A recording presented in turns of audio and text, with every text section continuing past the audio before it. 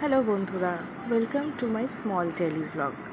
আমি কিন্তু একদমই নতুন এই রকম ডেলি ব্লগে, তাই একটু চেষ্টা করছি করার। ভালো লাগছে, একদিন করেছিলাম, আজকে সেকেন্ড টাইম। সকালবেলাটা দেখো আমার এইভাবে শুরু হলো। আজকে মানডে, সকালবেলা চা খেয়ে নিয়ে মেয়েকে ঘুম থেকে তোলার পালা, কারণ তাকে স্কুলে পাঠাতে হবে। রাত 12:30টায় ঘুমিয়েছে বলে সকালে উঠতে একটু ঘ্যান ঘ্যান করছিল, আর আজকে যেতে চাইছিল না। এমনি সময় স্কুলে যাবে না বলে কখনো বলে না, তো আজকে ঘুমটা ভাঙছিল না বলে একটুখানি মুডটা অফ ছিল। তাই আমি সব কিছু রেডি করে দিয়ে ওকে একটু ব্রাশ করাতে বসলাম। আজকে আমিই ব্রাশ করিয়েছি, আমিই খাইয়েছি। অন্যদিন নিজে খেয়ে নেয়, আজকে আমি খাইয়ে দিয়েছি। দেখো রেডি হয়ে গেছে, এবার আমরা দুজনে মিলে বেরোবো। রেডি হয়ে গেছে স্কুলের জন্য। দেখো কি রোদ উঠেছে সকাল থেকে, বাচ্চাগুলোর খুবই কষ্ট হয়, বাট এখনো ছুটি পড়েনি বলে কিছু করার নেই, যেতেই হবে। তো আমরা চলে যাবো এক্ষুনি স্কুলে। দেখো রাস্তাঘাট ফাঁকা, শুধু রোদ আর সকালবেলা থেকে এত রোদ শুরু হয়ে যায়। যদি রোদটা কম থাকে তাও ভালো। এবার আমি কিন্তু দিয়ে স্কুলে চলে এসেছি। স্কুলের সামনে গিয়ে আমি কোনো ভিডিও রেকর্ড করি না, কারণ আমার একটু অস্বস্তি করে করতে।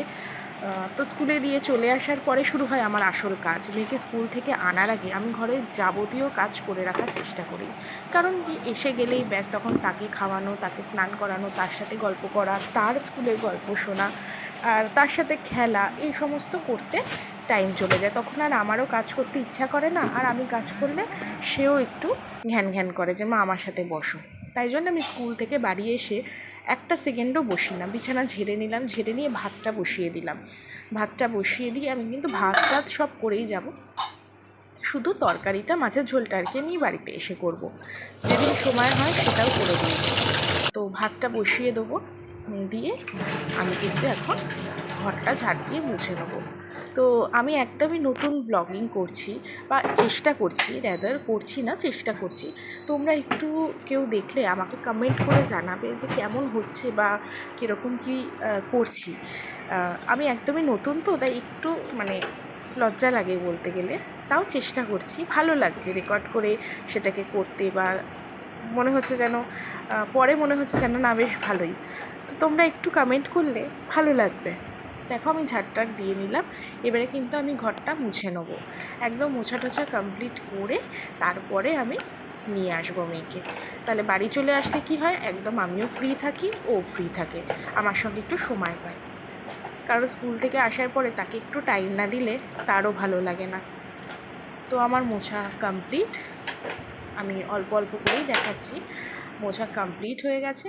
দেখো রোদ, দেখো বাইরে একদম, দেখো ঘর দোর সব পরিষ্কার গুছিয়ে টুছিয়ে নিয়ে আমি মেয়েকে এখন আনতে চলে যাব। বাচ্চাদেরও লাইট জ্বালিয়ে দিয়েছি, একদম সব দেখে আমি একটু দেখতে গেলাম আমার কাজের ঘরে, কারণ আজকে আমার এগুলো পার্সেল করার আছে।